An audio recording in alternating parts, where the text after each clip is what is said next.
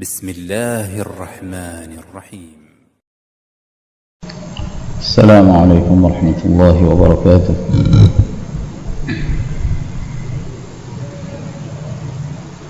إن الحمد لله نحمده ونستعينه ونستغفره ونعوذ بالله من شرور أنفسنا ومن سيئات أعمالنا. من يهده الله فلا مضل له ومن يضلل فلا هادي له. وأشهد أن لا إله إلا الله وحده لا شريك له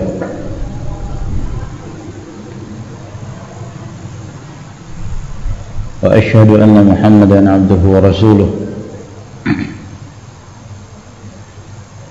يا أيها الذين آمنوا اتقوا الله حق تقاته ولا تموتن إلا وأنتم مسلمون. يا أيها الناس اتقوا ربكم الذي خلقكم من نفس واحدة وخلق منها زوجها وبث منهما رجالا كثيرا ونساء. واتقوا الله الذي تساءلون به والأرحام إن الله كان عليكم رقيبا. يا أيها الذين آمنوا اتقوا الله وقولوا قولا سديدا يصلح لكم أعمالكم ويغفر لكم ذنوبكم ومن يطع الله ورسوله فقد فاز فوزا عظيما. أما بعد فإن خير الكلام كلام الله جل وعلا وخير الهدي هدي محمد صلى الله عليه وعلى آله وصحبه وسلم. وشر الأمور محدثاتها فإن كل محدثة بدعة وكل بدعة ضلالة.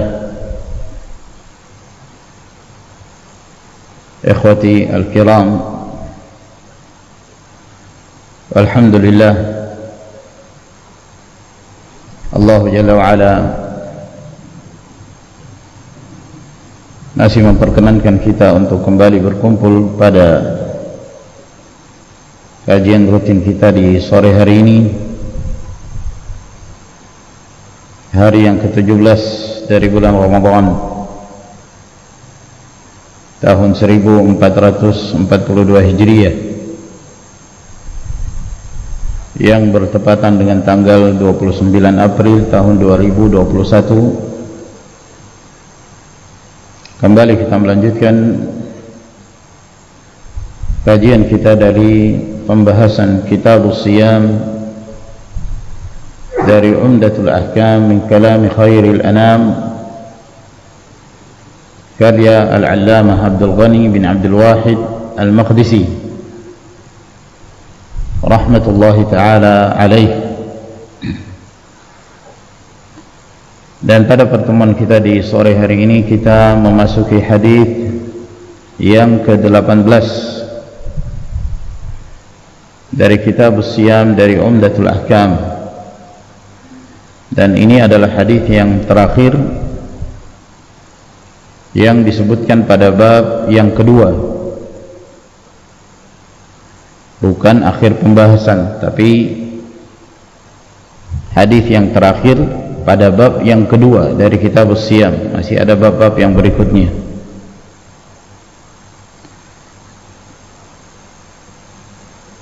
Disebutkan oleh Al-Allamah Abdul Ghani bin Abdul Wahid Al-Maqdisi rahmatullahi ta'ala alaih, an Abdullah bin Umar radhiyallahu anhuma qala, dari Abdullah bin Umar ibn al-Khattab Abu Abdurrahman al-Adawi al-Qurashi radhiyallahu ta'ala anhuma, beliau mengatakan, naha Rasulullah sallallahu alaihi wa ala alihi wasallam anil wisal, bahwa Rasulullah sallallahu alaihi wasallam melarang yaitu melarang umatnya dari melakukan al-wisal, yaitu puasa wisal. Yang dimaksud puasa wisal yaitu berpuasa 2 hari atau lebih, saumu yaumaini fasa'idan min ghairi aklin aw syurbin bainahuma, berpuasa 2 hari atau lebih tanpa makan atau minum di antara keduanya. Jadi kalau misalnya seseorang yang hendak berpuasa wisal, maka dia berpuasa pada hari Rabu. Ketika tiba waktu berbuka puasa, maka dia tidak membatalkan puasanya, dia tetap lanjut. Di malam hari dia tidak makan, tidak minum, tidak melakukan hal-hal yang membatalkan puasa, hingga di akhir waktu malam, di waktu sahur, dia juga tidak menyentuh apapun dari makanan dan minuman, sehingga memasuki hari yang berikutnya, hari Kamis, dia tetap berpuasa.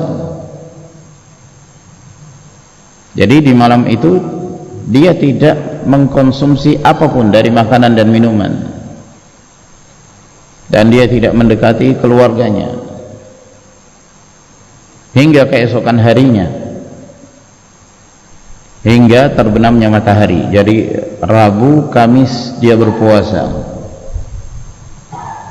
Ini yang disebut berpuasa wisal, menyambung puasa 2 hari atau lebih, mungkin 3 hari, berarti dia tidak menyentuh apapun. Kalau dia berpuasa wisal 3 hari, berarti pada 2 malam itu dia tidak menyentuh makan, minum, dan seterusnya.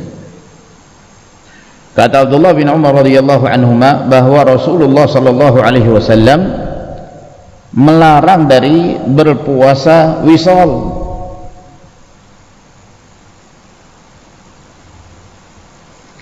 Qalu, mereka para sahabat, mereka pun mengatakan innaka tuwasil.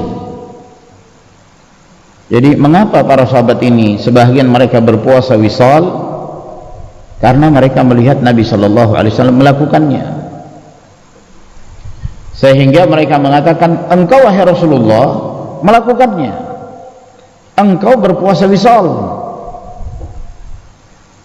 Qala, maka dijawab oleh Nabi sallallahu alaihi wasallam, inni lastu kahayatikum, sesungguhnya aku tidak seperti kalian, aku tidak sama dengan kalian. Inni ut'amu wa usqa, sesungguhnya aku diberi makan dan diberi minum. Wa rawahu Abu Hurairah wa Aisyah wa Anas bin Malik, sebagaimana hadis ini juga diriwayatkan oleh Abu Hurairah, Aisyah dan Anas bin Malik. Jadi selain Abdullah bin Umar yang meriwayatkan hadis ini, demikian pula ada para sahabat yang lain, di antaranya Abu Hurairah, Aisyah dan Anas bin Malik radhiyallahu ta'ala anhum.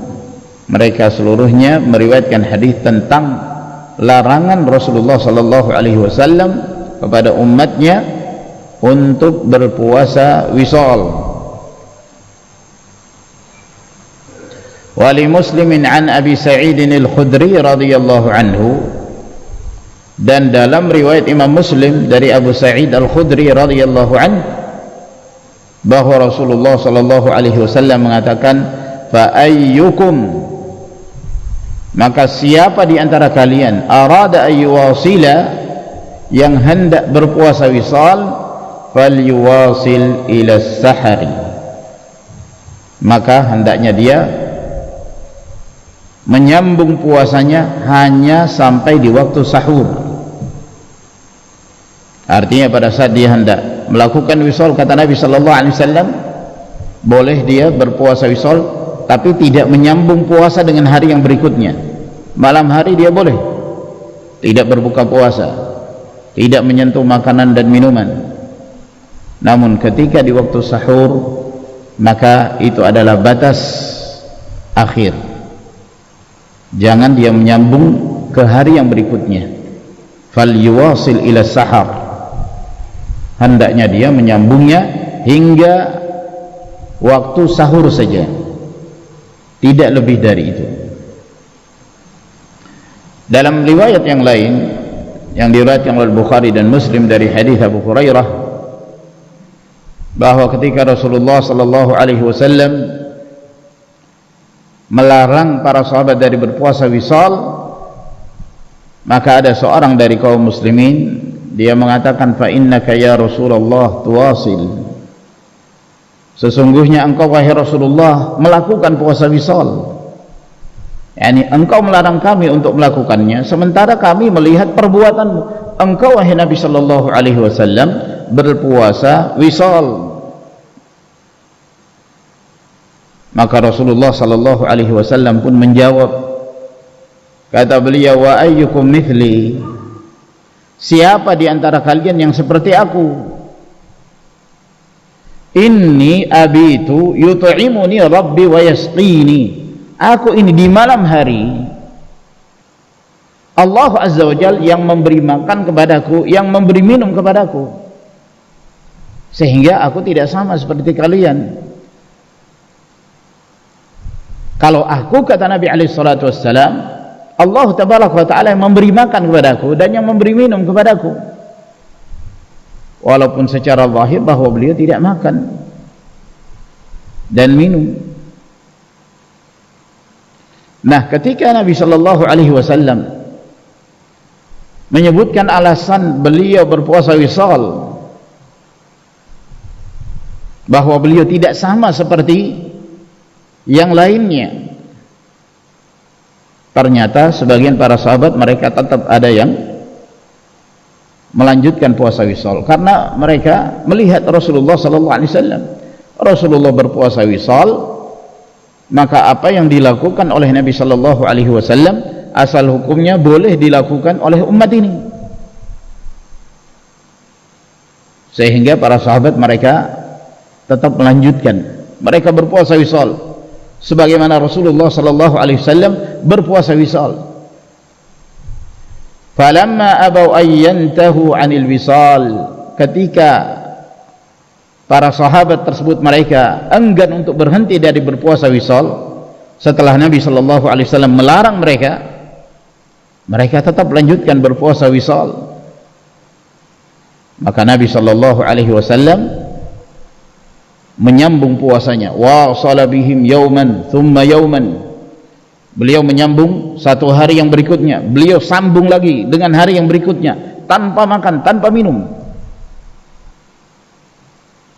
Jadi sampai 3 hari, ada kemungkinan lebih dari itu. Ketika Nabi sallallahu alaihi wasallam melihat para sahabat kok mereka tidak berhenti dari berpuasa wisal. Thumma ra'aul hilal, kemudian setelah itu mereka pun melihat masuknya hilal yang menandakan masuknya Syawal. Faqala, kata Nabi alaihi salatu wassalam, lau ta'akhkhara al-hilalu lazidtukum, kalau seandainya hilal ini masih lambat, kalau seandainya hilal itu masih lama, ya, aku akan tambahkan lagi kepada kalian untuk berpuasa wisal, untuk menunjukkan kepada kalian bahwa aku ini tidak sama seperti kalian.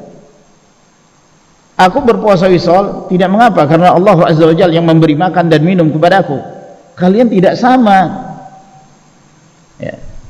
Nah, ketika para sahabat mereka tetap ada yang melanjutkan, maka Nabi sallallahu alaihi wasallam hendak memperlihatkan dan membuktikan kepada mereka bahwa Rasulullah sallallahu alaihi wasallam benar-benar berbeda dari mereka, hingga masuknya bulan yang berikutnya, hingga terlihatnya hilal. Kata Nabi SAW, kalau seandainya hilal ini masih lama, aku akan tambahkan untuk berpuasa wisal. Kata Abu Hurairah radhiyallahu anhu, kal munakkil lahum hina abaw ayyantahu. Seakan-akan Nabi SAW hendak memberi pelajaran kepada para sahabat tatkala mereka enggan untuk berhenti dari berpuasa wisal. Apa makna dari sabda Nabi SAW, wa ayyukum mithli, siapa di antara kalian yang seperti aku? Inni lastu kahayatikum, aku ini tidak sama dengan kalian. Allah Azza wa Jalla memberi makan dan minum kepadaku.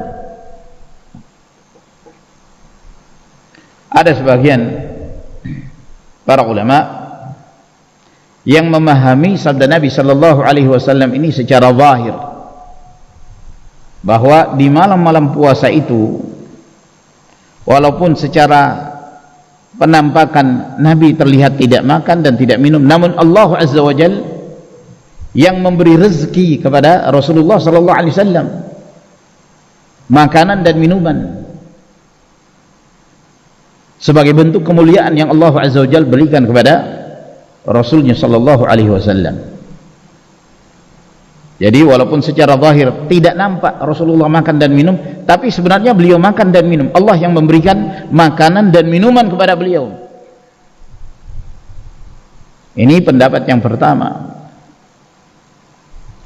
Namun pandangan yang pertama ini dikritik oleh para ulama yang lain, karena kalau dimaksud dari hadis ini bahwa Allah Subhanahu wa taala memberi rezeki kepada Nabi sallallahu alaihi wasallam berupa makanan dan minuman, namun tidak nampak oleh kaum muslimin, ya berarti sebenarnya beliau tidak wisal. Kalau memang yang dimaksud adalah makanan dan minuman, berarti beliau tidak wisal. Sementara wisal itu adalah menyambung puasa hari ini dengan yang berikutnya, tanpa makan, tanpa minum. Pendapat yang kedua mengatakan bahwa yang dimaksud oleh Nabi sallallahu alaihi wasallam bahwa Allah Azza wa Jalla yang memberi makan dan minum kepada beliau adalah sesuatu yang terdapat di dalam diri Nabi sallallahu alaihi wasallam dari sibuknya beliau dalam bermunajat kepada Allah tabaraka wa taala, kelezatan beliau dalam beribadah kepada Allah Subhanahu wa taala, itu menyibukkan beliau dari makanan dan minuman, sehingga seakan-akan beliau telah makan dan minum. Sebenarnya tidak, ya. Kenikmatan, kelezatan dan kesibukan Nabi sallallahu alaihi wasallam dalam beribadah kepada Allah Azza wa Jalla menyebabkan beliau merasakan seperti seorang yang makan dan minum, menyebabkan beliau lupa akan lapar dan haus.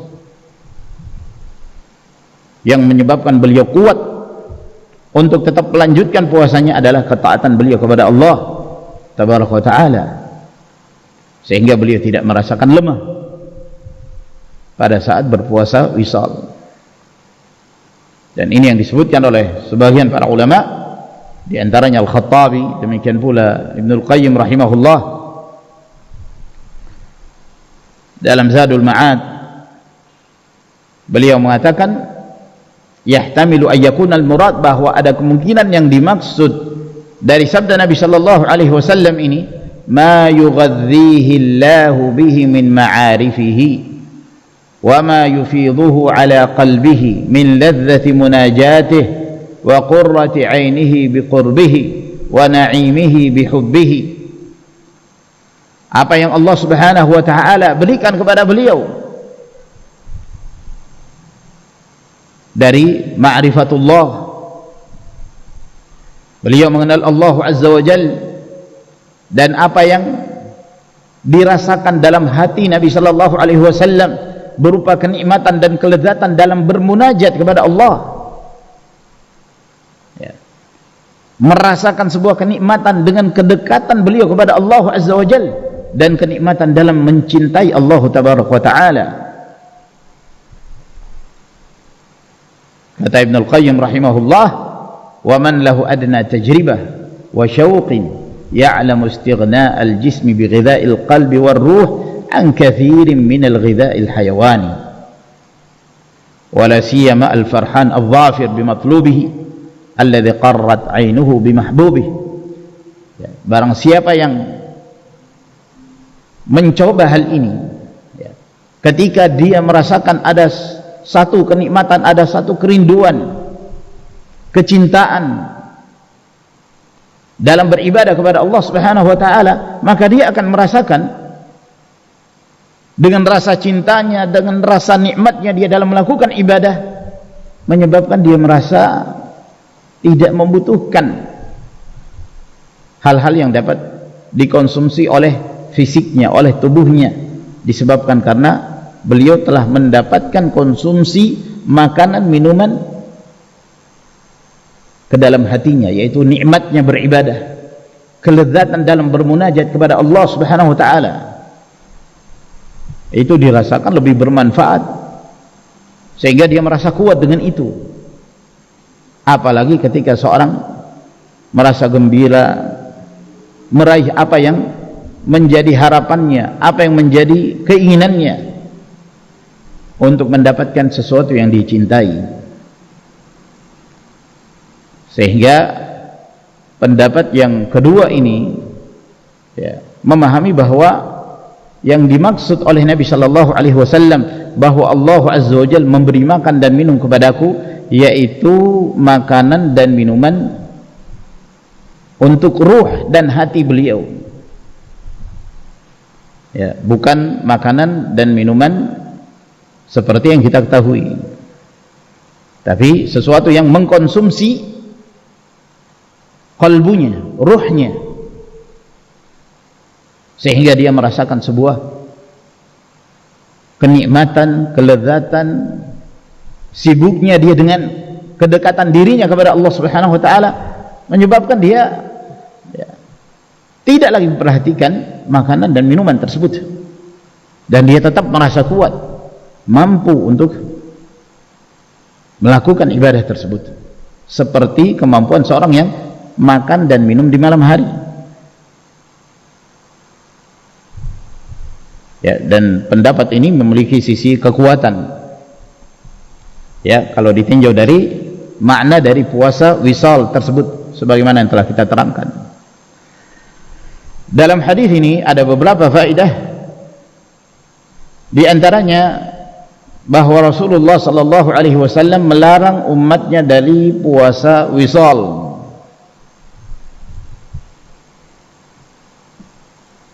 Namun terjadi khilaf di kalangan para ulama, apakah larangan tersebut sampai kepada tingkatan haram, dan ini pendapat sebagian para ulama.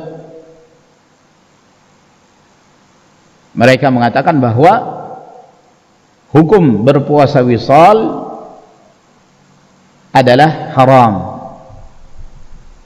diharamkan bagi umat ini untuk menyambung puasanya selama 2 hari atau lebih. Dan ini pendapat yang dikuatkan oleh Al-Zahiriyah, dan yang paling sahih dalam madhab Al-Malikiyah, dan sebagian yang paling sahih dalam madhab Syafi'iyah dan sebagian dari Al-Malikiyah. Kata An-Nawawi rahimahullah ta'ala dalam Al-Majmu' amma hukmul wisali fahuwa makruhun bila khilafin indana wa hal hiya karahatu tahrimin am tanzih fihi wajhan. Adapun berpuasa wisal, maka dalam pandangan kami ulama Syafi'iyah adalah perkara yang makruh. Namun apakah yang dimaksud di sini makruh karahatut tahrim atau karahatut tanzih? karahatut tahrim maknanya haram, itu disebut karahatu at-tahrim, maksudnya haram. Atau yang dimaksud karahatu tanzih, yang dimaksud karahatu tanzih yaitu makruh, yang biasa kita ketahui dalam istilah para fuqaha dengan istilah makruh. Makruh dalam istilah para fuqaha yang masyhur, ketika seseorang melakukannya maka dia tidak dikenakan dosa, dia tidak terjatuh ke dalam perbuatan dosa. Namun kalau dia meninggalkannya, maka meninggalkannya lebih utama, dia mendapatkan pahala. Itu makruh. Dan kata An-Nawawi rahimahullah, kami yaitu ulama Syafi'iyah berselisih di dalam memahami makruh tersebut. Ada yang mengatakan haram, ada yang mengatakan makruh, yaitu yang tidak sampai kepada hukum haram. Dan yang paling sahih kata An-Nawawi rahimahullah, dan ini yang zahir dari ucapan Al-Imam Syafi'i rahimahullah, bahwa beliau condong kepada pendapat yang mengatakan diharamkannya berpuasa wisal. Demikian pula yang dikuatkan oleh Asy-Syaikh Ibnu Utsaimin, beliau berpendapat bahwa berpuasa wisal bagi selain Rasulullah sallallahu alaihi wasallam adalah haram. Mereka berpegang kepada asal hukum larangan Nabi sallallahu alaihi wasallam. Asal hukum larangan adalah haram. Pendapat yang kedua mengatakan bahwa hukumnya makruh, tidak sampai kepada tingkatan haram. Apabila seorang melakukannya, maka dia tidak terjatuh ke dalam perbuatan dosa. Dan ini pendapat mayoritas para ulama, dan diriwayatkan dari sebagian para sahabat, para tabi'in, dan sebagian dari para fuqaha Syafi'iyah. Demikian pula madhab Al-Hanafi, Al-Hambali, dan yang masyhur dalam madhab Al-Malikiyah.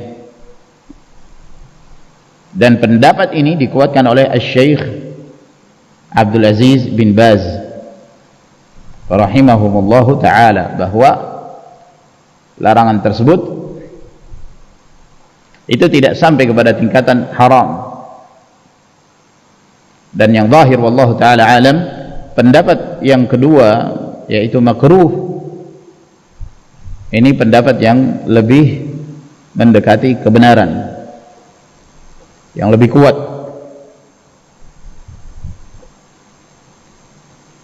Alasannya apa?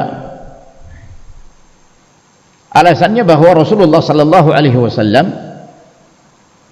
melarang umatnya untuk berpuasa wisal sebagai bentuk kasih sayang, rasa kasihan Nabi sallallahu alaihi wasallam kepada umatnya. Karena sifat Nabi alaihi salatu wasallam, beliau tidak menghendaki umatnya ini melakukan hal-hal yang membuat mereka merasa berat, merasa sulit. Azizun alaihi ma anittum, harisun alaikum bil mu'minina raufur rahim. Nabi sallallahu alaihi wasallam merasa berat ketika kalian melakukan hal-hal yang membuat kalian merasa kesulitan. Sehingga kondisinya sama seperti larangan Rasulullah sallallahu alaihi wasallam kepada umatnya untuk berbekam. Sudah pernah kita bahas tentang hukum berbekam, bahwa Nabi sallallahu alaihi wasallam melarang umatnya berbekam dalam kondisi dia berpuasa, itu karena bentuk rasa kasihan Nabi sallallahu alaihi wasallam, sebagai bentuk rahmah. Sebagaimana pernah Nabi sallallahu alaihi wasallam beliau melakukan qiyamul lail yang diikuti oleh para sahabat, malam pertama, malam kedua, malam ketiga. Semakin banyak yang ingin bermakmum, yang ingin mengikuti Nabi sallallahu alaihi wasallam, untuk melaksanakan salatul lail. Malam yang berikutnya Rasulullah SAW enggan untuk keluar hingga di pagi hari. Setelah itu beliau menyampaikan bahwa yang menyebabkan aku tidak keluar untuk memimpin salatul lail bersama kalian karena khawatir jangan sampai ini menjadi sesuatu yang diwajibkan kepada kalian. Nah, itu yang tidak diinginkan oleh Nabi sallallahu alaihi wasallam, sehingga menjadi berat bagi umat ini untuk mengamalkannya kalau sampai kepada tingkatan wajib, sehingga Rasulullah sallallahu alaihi wasallam meninggalkannya. Ya. Bukan berarti bahwa qiyamul lail di bulan Ramadan, di malam-malam Ramadan secara berjamaah itu tidak diperbolehkan. Asalnya ada, dilakukan oleh Nabi sallallahu alaihi wasallam. Hanya saja Rasulullah khawatir jangan sampai menjadi sesuatu yang diwajibkan kepada umat ini, sehingga Rasulullah meninggalkannya. Wafatnya Nabi alaihi salatu wassalam dan di masa khilafah Umar Abdul Khattab, maka beliau pun ingin menghidupkan kembali apa yang telah diamalkan oleh Nabi sallallahu alaihi wasallam ketika itu. Maka dikumpulkanlah, ditegakkanlah salatul lail atau yang disebut salatul tarawih secara berjamaah. Jadi asal hukumnya ada. Oleh karena itu, dalam hadis yang diriwayatkan oleh Abu Dawud dengan sanad yang sahih dari Abdurrahman bin Abi Layla dari seseorang dari sahabat Rasulullah sallallahu alaihi wasallam, beliau menyebutkan anna Rasulullah sallallahu alaihi wasallam naha 'anil hijamati wal muwasalah wa lam yuharrimhuma ibqa'an 'ala ashabih, bahwa Rasulullah sallallahu alaihi wasallam melarang umatnya dari berbekam ketika berpuasa dan berpuasa wisal, dan tidak mengharamkan keduanya. Walam yuharrimhuma, dan kata sahabat ini Nabi sallallahu alaihi wasallam tidak mengharamkan keduanya sebagai bentuk ibqa, rasa kasihan Nabi sallallahu alaihi wasallam kepada para sahabatnya.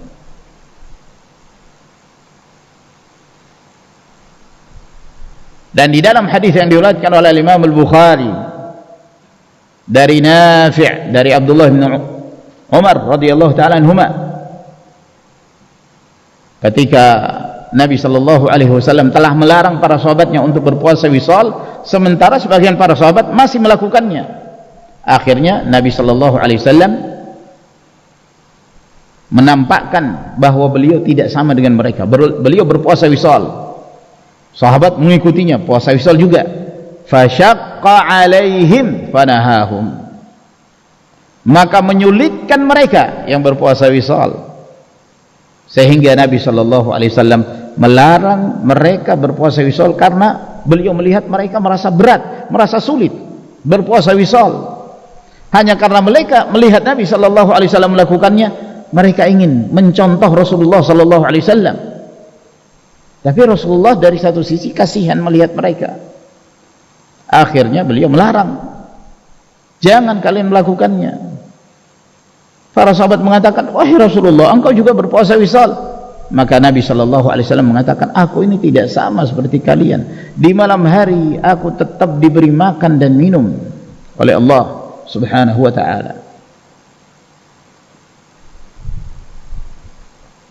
Dan di antara yang menunjukkan kuatnya pendapat ini, bahwa puasa wisal hukumnya makruh tidak sampai kepada tingkatan haram, adalah perbuatan para sahabat itu sendiri. Perbuatan para sahabat. Ketika Rasulullah sallallahu alaihi wasallam melarang para sahabatnya untuk berpuasa wisal, para sahabat tetap melanjutkan, iya kan? Mereka tetap melakukannya, mereka tetap berpuasa wisal. Kalau seandainya para sahabat itu memahami larangan Nabi sallallahu alaihi wasallam ini bermakna haram, pasti mereka segera meninggalkannya. Ya. Namun Rasulullah membiarkan. Hanya saja Nabi sallallahu alaihi wasallam menampakkan bahwa beliau tidak sama seperti mereka. Kalau beliau Allah Azza wa Jalla memberi rezeki makan dan minum kepada Nabi sallallahu alaihi wasallam. Adapun para sahabat, mereka akan merasa berat, akan merasa sulit kalau berpuasa wisal. Tapi Nabi sallallahu alaihi wasallam tidak mengatakan bahwa mereka berdosa. Tidak seperti halnya ketika Nabi sallallahu alaihi wasallam mengatakan tentang seorang yang berpuasa dalam keadaan dia musafir sementara dia dalam kondisi lemah. Rasulullah mengatakan laisa minal birri as-siyamu fis safar, bukan termasuk dari kebaikan, ketaatan berpuasa ketika safar. Dan beliau juga mengatakan ulaikal usah, mereka telah bermaksiat karena masih melanjutkan puasanya sementara kondisi mereka berat, lemah, yang menyulitkan mereka. Dihukumi mereka melakukan kemaksiatan. Tapi ketika para sahabat berpuasa wisal, Nabi sallallahu alaihi wasallam tidak menghukumi mereka berdosa, dan para sahabat mereka tetap ada yang melanjutkan, menunjukkan bahwa mereka memahami larangan Nabi sallallahu alaihi wasallam bukanlah larangan yang menunjukkan haram, namun itu merupakan bentuk rahmat, kasih sayang Nabi sallallahu alaihi wasallam, rasa kasihan beliau kepada para sahabatnya dari melakukan hal-hal yang membuat mereka berat. Oleh karena itu, di antara sahabat Nabi sallallahu alaihi wasallam, mereka ada yang tetap berpuasa wisal. Diriwayatkan oleh Abu Bakar bin Abi Syaibah dengan sanad yang sahih bahwa Abdullah ibn Zubair ibn al-Awwam radhiyallahu taala anhuma, beliau berpuasa wisal selama 15 hari. 15 hari ya kawan, tidak makan, tidak minum di malam hari. Beliau lanjut berpuasa wisal sampai 15 hari. Luar biasa. Radhiyallahu ta'ala anhu. Jadi yang zahir ini wallahu ta'ala alam, yang saya lebih condong kepada pendapat ini bahwa hukum berpuasa wisal adalah makruh, tidak sampai kepada tingkatan haram.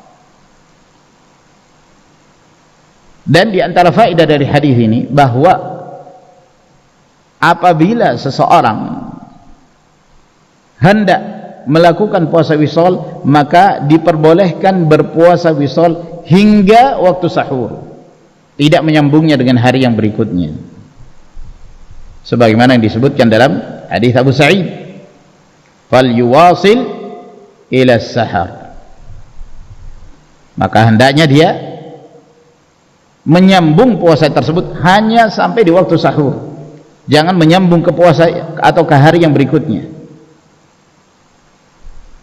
Dan apabila seorang juga berpuasa wisal, itu akan menyebabkan dia meninggalkan satu sunnah Nabi sallallahu alaihi wasallam yang sangat dianjurkan oleh Rasulullah alaihi salatu wassalam, yaitu ta'jilul fitr, menyegerakan berbuka puasa, yang telah kita terangkan sebelumnya. Dan di antara faedah dari hadis ini,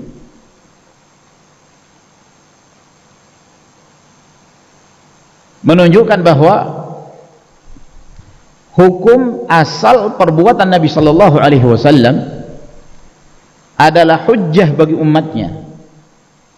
Apa yang dilakukan oleh Nabi boleh dilakukan oleh umatnya, terkecuali apabila ada nas atau penjelasan yang menunjukkan bahwa perbuatan itu termasuk kekhususan Nabi sallallahu alaihi wasallam.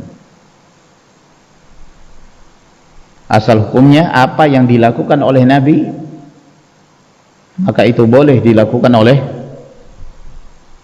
umat ini. Jadi kalau misalnya antum membaca hadis Rasulullah sallallahu alaihi wasallam bahwa Rasulullah melakukan ini, Rasulullah melakukan itu, asal hukumnya boleh ditiru oleh umatnya, dan itu hujjah menjadi umatnya untuk melakukannya. Sehingga apa yang datang dari Nabi sallallahu alaihi wasallam baik ucapan atau perbuatan, maka kedua-duanya adalah merupakan bentuk hujjah di dalam syariat ini. Oleh karena itu sebagian para ulama ketika mereka mengkompromikan antara ucapan Nabi sallallahu alaihi wasallam, larangan beliau kepada umatnya seseorang minum dalam keadaan berdiri, Nabi sallallahu alaihi wasallam melarang. Dalam hadis-hadis yang lain yang diriwayatkan oleh para sahabat menunjukkan bahwa Nabi sallallahu alaihi wasallam pernah minum dalam keadaan berdiri.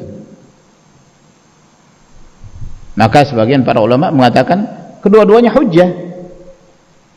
Walaupun ada yang mengatakan bahwa ucapan didahulukan daripada perbuatan Nabi, karena ada kemungkinan perbuatan tersebut merupakan kekhususan Nabi sallallahu alaihi wasallam. Namun sebagian para ulama mengatakan tidak. Asal hukumnya perbuatan Nabi sama seperti ucapan Nabi, terkecuali apabila ada dalil yang menunjukkan bahwa perbuatan Nabi itu merupakan kekhususan bagi Rasulullah sallallahu alaihi wasallam. Kalau tidak ada dalil yang menunjukkan pengkhususan, maka asal hukumnya apa yang dilakukan oleh Nabi boleh dilakukan oleh umat ini. Ya, sehingga mereka yang mengkompromikan, mereka mengatakan minum berdiri itu hukumnya makruh, namun tidak sampai kepada tingkatan haram, sebab Rasulullah sallallahu alaihi wasallam pernah melakukannya. Walhasil ini pembahasan yang cukup panjang, termasuk diantara pembahasan usuliyah, pembahasan usul yang dalam sebagian permasalahannya terjadi khilaf di kalangan para ulama. Namun yang zahir wallahu taala alam bahwa asal hukum perbuatan Nabi itu boleh dilakukan oleh umatnya. Oleh karena itu ketika Rasulullah sallallahu alaihi wasallam melarang para sahabatnya melakukan puasa wisol, mereka melihat ya Rasulullah melakukan, berarti boleh. Engkau berpuasa wisol wahai Rasulullah. Sehingga mereka pun melakukannya. Sampai kemudian Nabi sallallahu alaihi wasallam melarang, mereka tetap melanjutkannya karena mereka tidak memahami bahwa larangan Nabi itu menunjukkan haram, namun merupakan bentuk rahmat Rasulullah sallallahu alaihi wasallam kepada umatnya. Dan tidak ada perselisihan di kalangan para ulama bahwa barang siapa yang berpuasa wisal, maka puasa wisal itu hukumnya sah, tidak membatalkan puasa. Tidak ada khilaf di kalangan para ulama dalam permasalahan ini. Saya kira ini ma'asyiral ikhwah rahimakumullah yang kita bahas. Ya, dengan demikian selesai dua bab. Saya nggak tahu bisa selesai nggak hingga berakhirnya Ramadan, atau mungkin nanti saya akan berusaha ya, semaksimal mungkin untuk menyelesaikannya dengan membahas tidak terlalu rinci dalam sebagian permasalahan, agar kita bisa menyelesaikan seluruh hadis-hadis yang disebutkan dalam bab atau dalam kitab Siyam. Sebelum kita akhiri, kita menjawab beberapa pertanyaan. Sini ada pertanyaan, apakah ada ketentuan jika sholat sunnah boleh membaca surat-surat pendek, tetapi sholat wajib tidak boleh? Jika surah panjang pahala lebih besar dibanding bacaan surah pendek. Ma'asyiral ikhwah rahimakumullah, di antara sebagian sholat, baik sholat yang wajib atau sholat yang sunnah, ada bacaan-bacaan yang biasanya Rasulullah sallallahu alaihi wasallam rutin membacanya, sehingga yang afdal bagi seorang adalah membaca seperti apa yang dibaca oleh Nabi alaihi salatu wassalam, baik dalam salat wajib, demikian pula dalam salat sunnah. Seperti misalnya pada salat subuh di hari Jumat, termasuk kebiasaan Rasul sallallahu alaihi wasallam, beliau membaca As-Sajdah dan Al-Insan. Demikian pula pada salatul Id, di antara kebiasaan Nabi sallallahu alaihi wasallam, beliau membaca Sabbihisma rabbikal a'la dan Al-Ghashiyah, dan terkadang beliau membaca Qaf dan Al-Qamar, iqtarabatis sa'ah. Pada hari Jumat, pada salatul Jum'ah demikian pula. Di antara kebiasaan Nabi sallallahu alaihi wasallam, beliau membaca Sabbihisma rabbikal a'la dan Al-Ghashiyah, atau Al-Jum'ah dengan Al-Munafiqun, atau pada salat sunnah seperti pada salat-salat rawatib sebelum subuh, Al-Kafirun dan Al-Ikhlas. Setelah maghrib, Al-Kafirun dan Al-Ikhlas, dan yang lainnya. Maka pada kondisi-kondisi yang Rasulullah sallallahu alaihi wasallam biasa membaca, maka yang sunnah bagi seorang mengikuti itu. Namun bukan berarti kalau seorang membaca surah yang lain tidak diperbolehkan. Tidak, boleh. Secara umum boleh membaca apa saja dari kitabullah, dari Al-Quran Al-Karim. Dan ada salat-salat yang lainnya yang tidak diriwayatkan dari Nabi sallallahu alaihi wasallam bahwa beliau menjadikan itu sebagai rutinitas dalam bacaannya, seperti pada salat-salat wajib secara umum. Maka seorang membaca apa yang mudah, yang panjang atau yang pendek, dan juga dengan memperhatikan kondisi dan keadaan, ya, terkhusus dalam pelaksanaan salat berjamaah. Dalam salat wajib yang diperintahkan oleh Nabi sallallahu alaihi wasallam at-takhfif, meringankan bacaan, tidak memanjangkannya yang menyebabkan para makmum merasa berat, yang mungkin di antara mereka ada yang lagi sakit, di antara mereka ada yang sudah tua renta, di antara mereka ada yang punya keperluan, sehingga Rasulullah sallallahu alaihi wasallam mengatakan, idza shalla ahadukum bin nasi falyukhaffif fa inna fihim adh-dha'if wal kabir was saqim wa dzal hajah. Apabila salah seorang kalian menjadi imam bagi manusia, maka hendaknya dia meringankan, karena boleh jadi di antara mereka ada yang salat dalam keadaan dia sudah tua, ada yang sakit, ada yang punya keperluan. Jadi memperhatikan kondisi jamaah. Dan terkadang pula Nabi sallallahu alaihi wasallam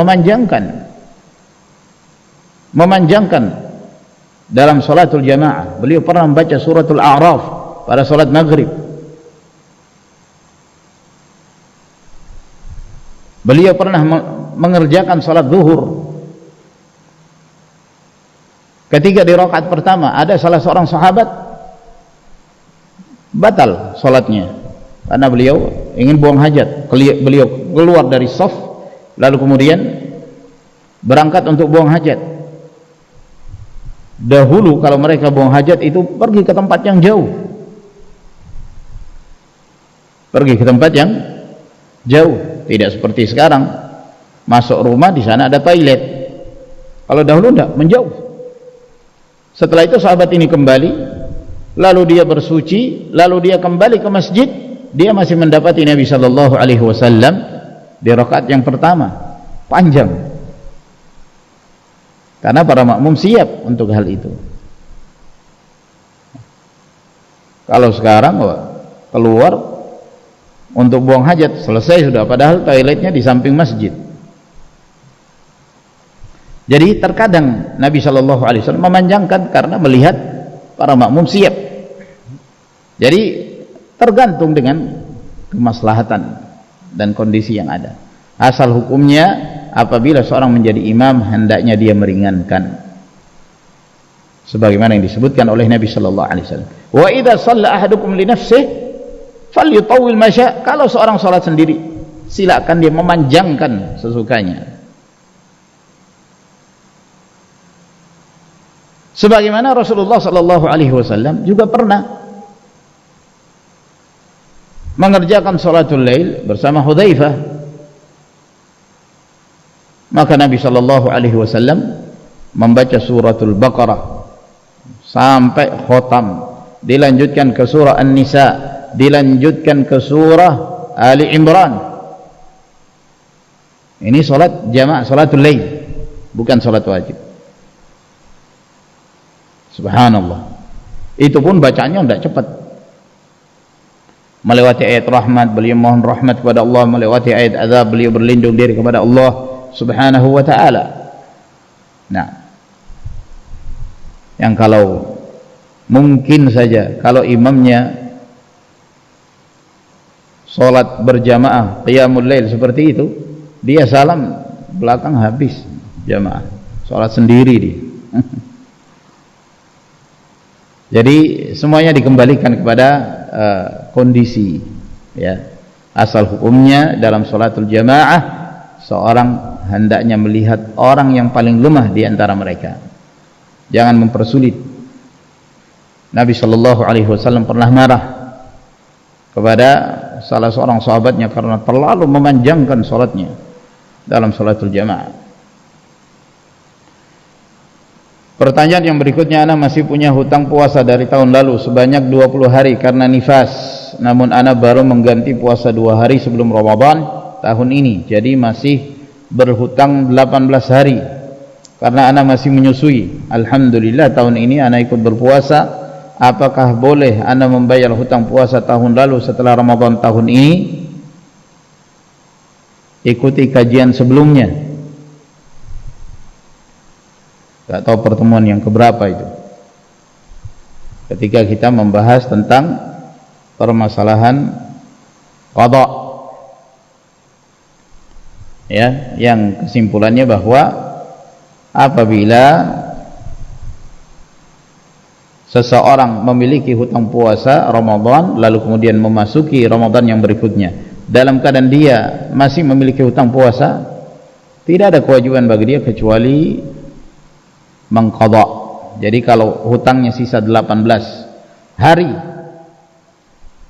dari puasa Ramadan, maka dia mengqadha cukup 18 hari, tidak perlu menambah.